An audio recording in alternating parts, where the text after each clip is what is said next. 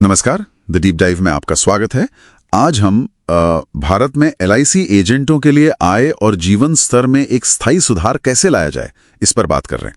हमारे पास एक काफी विस्तृत रिपोर्ट है और ये रिपोर्ट एक पारंपरिक एजेंट से एक सफल वित्तीय उद्यमी बनने का पूरा रोड मैप देती है। हाँ, बिल्कुल। तो सवाल ये है, मिशन क्या है? कैसे एक एलआईसी एजेंट सिर्फ कमीशन कमाने वाले व्यक्ति से आगे बढ़कर मतलब एक टिकाऊ, एक हाई वैल्यू वाला वित्तीय व्यवसाय बना सकता है? हाँ, और दिलचस्प बात यह है, जैसा आपने कहा, कि ये सिर्फ ज्यादा पॉलिसी बेचने के बारे में नहीं है। अच्छा। असल मुद्दा है आय के स्रोतों को स्थिर करना। अच्छा। और एक पेशेवर पहचान बनाना।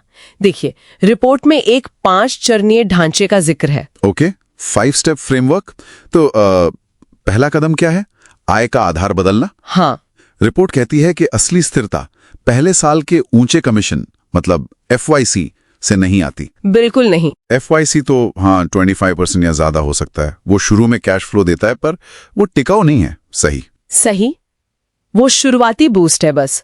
रिपोर्ट के अनुसार देखिए, दूसरे तीसरे साल का जो 7.5% है और उसके बाद का 5% नवीनीकरण कमीशन, वही लंबी अवधि की वित्तीय सुरक्षा देता है। असल में यही वो निरंतर आय धारा है। अच्छा। और इसमें फिर वो हेरिडिटरी कमीशन और ग्रेच्युटी जो अब 5 लाख तक हो गई है, वो भी जुड़ जाती है।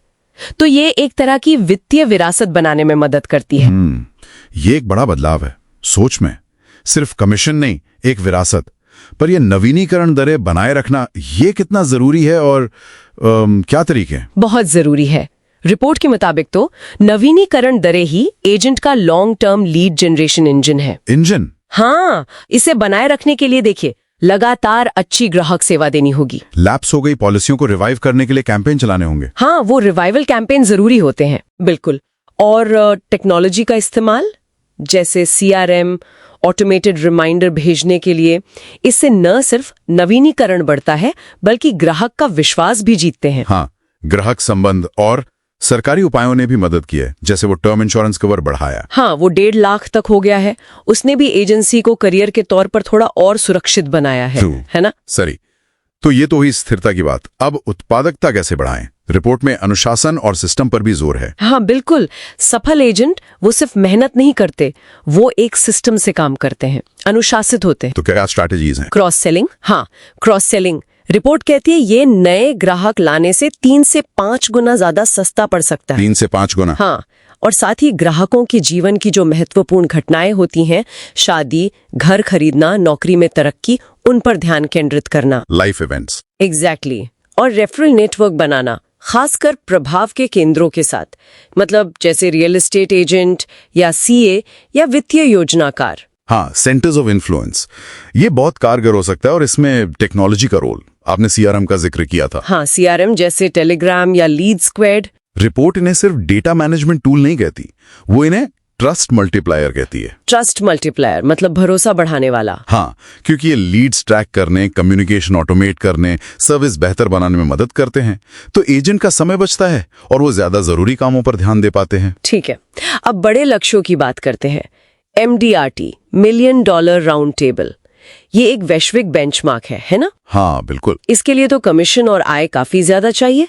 तो ये लक्ष्य एजेंट को कहाँ ले जाता है? ये एजेंट को हाई नेटवर्थ इंडिविजुअल्स मतलब HNI सेगमेंट पर फोकस करने के लिए प्रेरित करता है। अच्छा, HNI पर। हाँ, और रिपोर्ट ये सुझाव देती है कि HNI क्लाइंट्स के पास जाते समय खुद को सिर्फ बीमा एजेंट की तरह नहीं बल्कि एक रिस्क कंसल्टेंट के तौर पर पेश करना चाहिए, क्योंकि उनकी जरूरतें ज्यादा जटिल होती हैं।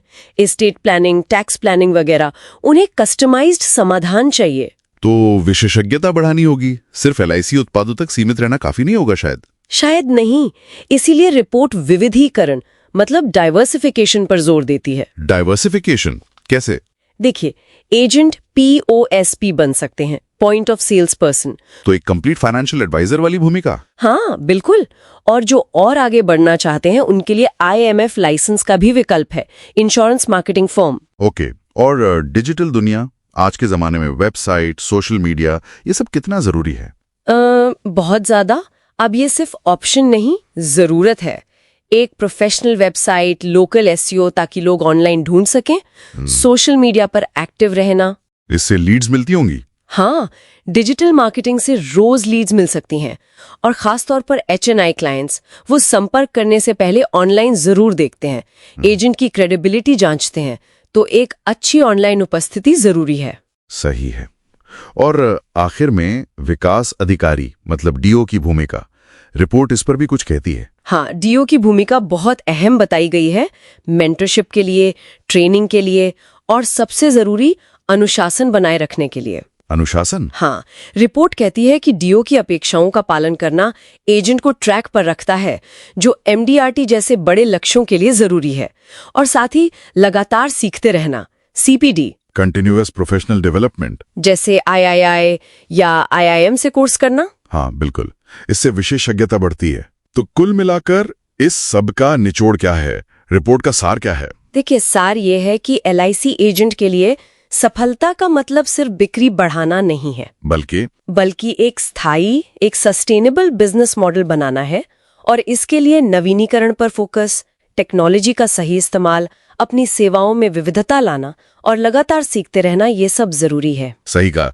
ये वाकई एक बदलाव है। एक एजेंट को कमीशन आधारित विक्रेता से उठाकर एक वित्तीय उद्यमी बनाने वाला बदलाव, जिसका अपने काम पर, अपनी आय पर ज्यादा कंट्रोल हो। बिल्कुल। और जाते जाते एक सवाल हम सोचने के लिए छोड़ सकते हैं। हाँ? भविष्य में एजेंट की सफलता किस पर ज्यादा निर्भर करेगी? उनकी अपनी व्यक्तिगत विशेषज्ञता और सलाहकार वाली क्षमता पर, या फिर पूरी तरह से ऑटोमेटेड डेटा ड्रिवन सिस्टम पर, जो शायद मानवीय दखल को कम से कम कर दे? दिलचस्प सवाल है, सोचने वाली बात है।